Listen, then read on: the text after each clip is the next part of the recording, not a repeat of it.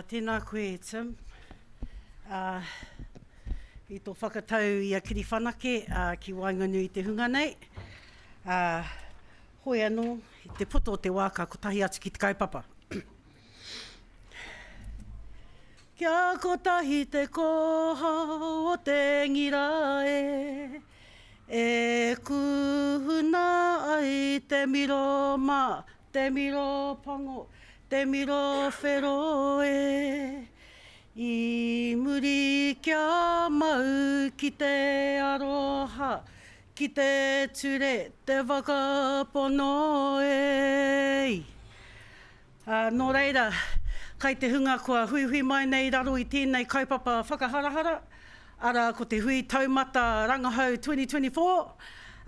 Nau mai kuhu mai, ki roto I te whare e noho ai tātou. Nau mai kuhu mai ki roto I te whare o te kaupapa matua. Ko ia tonu e arahi nei I a tātou. Nō reira ka tīmata ki tēnei whakatauki. Disclaimer. He wahine kōrero Māori tēnei. Nō reira, ki te kore mārama, kaue mataku ki te tuku pātai mai ne.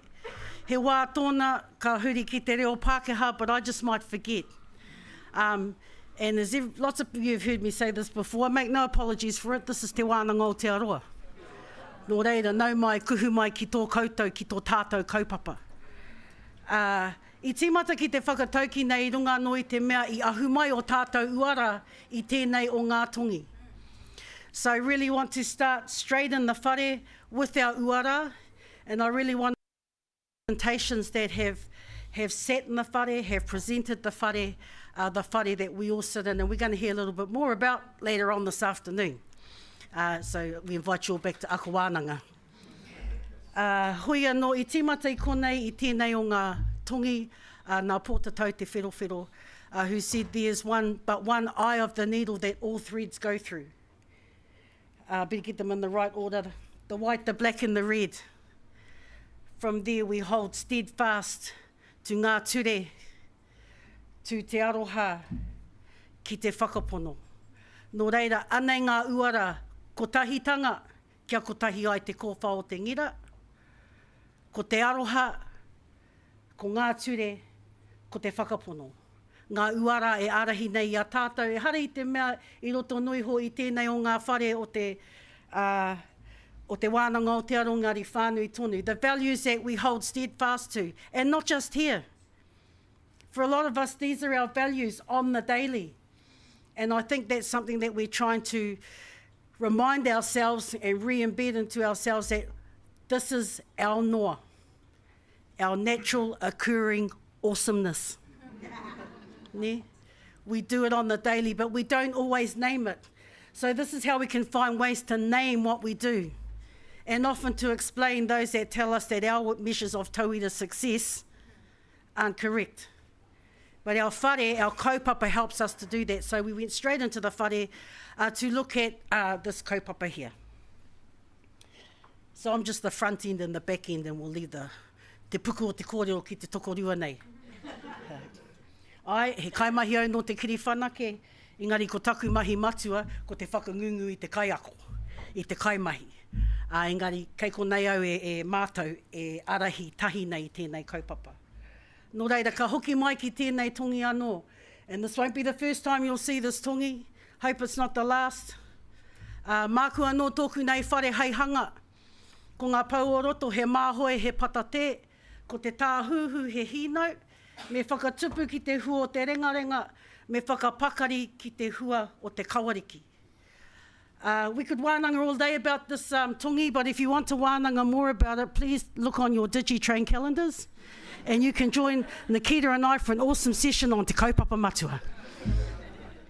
This is really just to lead us into the whare and remind us of the house that we all sit in and that we all own, that we all played a part in building and are still building, renovating, but the bones of it are the same. And so looking at this whare, it reminds us that mā tātou anō tō tātou nei whare e hanga, anei ngā rākau hei hanga I tērā whare. It's to remind us about our mana motuhake, and our self-determination is that we have the tools to do what we need to do. And it's coming through everyone's kōrero over the last 24, 36 odd hours. Everybody's talked about some sense of mana motuhake and what we can do in our own way and make our put our own models together. I just want to say, because I don't want to write over Dr. Joni's kōrero of Kaupapa Māori model of change. This is Te Kaupapa Matua model of change. So specific to our wānanga, because there are other models out there, but we've really tried to use our whare and use everything, the tools that we have, to look at this framework in progress. Ka pai. I think that's just about... Nō reira, hei whakamaharatanga, just to remind us about Te Kaupapa Matua. Can I just get an indication? This isn't a judgment call whānau, I just want to know for myself, so I know what I'm talking about. How many people have, one, seen Te Kaupapa Matua and understand or know its parts? Sorry, I said no judgment, but awesome. It makes my heart sing. I would hate to see you paying me all this money for nothing. So, cool, then this is just a hukinga mahara to remind us of our whare. Ne, ka tīmata ki te tuā papa. What's our vision e te whānau? Awesome, say it loud. Ka pai, and that's why we need our rangahau mahi to show that that's actually what's happening. And we know it's happening, we see it on the daily, but for us to move forward and progress and get the tools and the support that we need, it's been able to show that we have whānau transformation through education, and ultimately, kia ngitu te tauira success. And sometimes, the further away we get from the tauira, the bigger our focus has to be.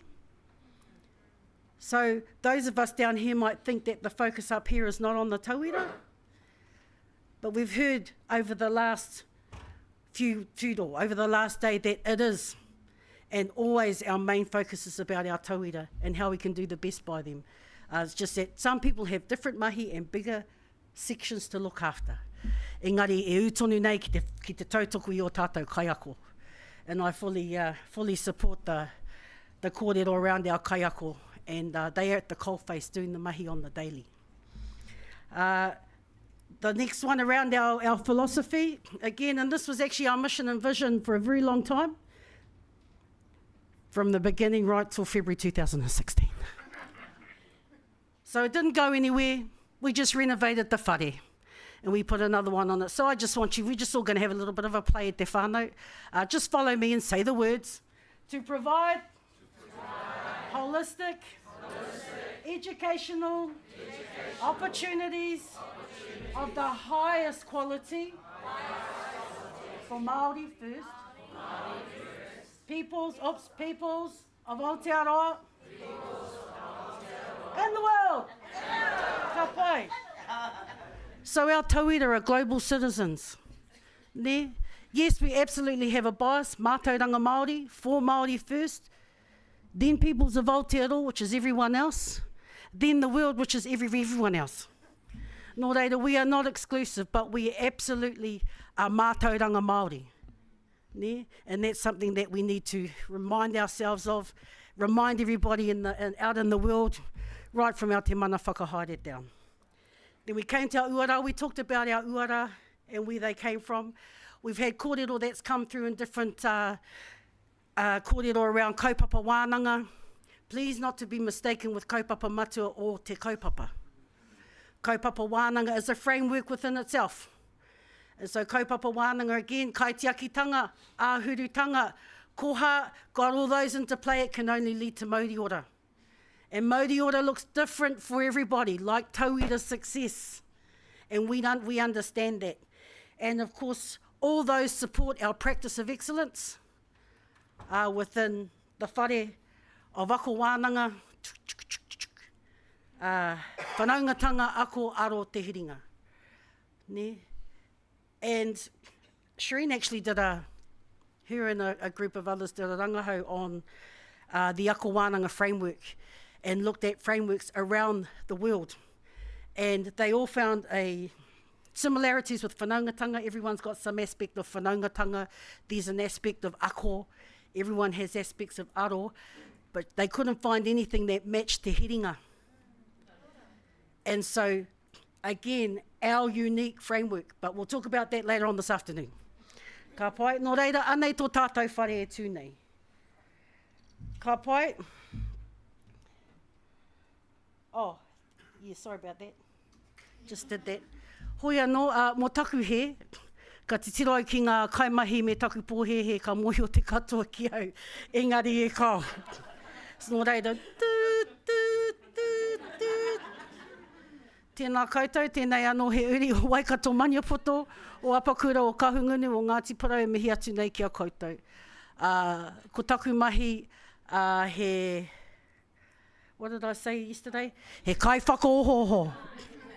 Kai whakooho i te hirikapo, i te ngākau, i te wairu o te tangata o te kaimahi roto i te wānanga o te aroa, kai raro i te maru o te haumaranga, nō reira, ko Haani Huata-Allen tēnei. I tēnei wā, kei te tuku au te rākau kia Muriel. Tēnā tātou.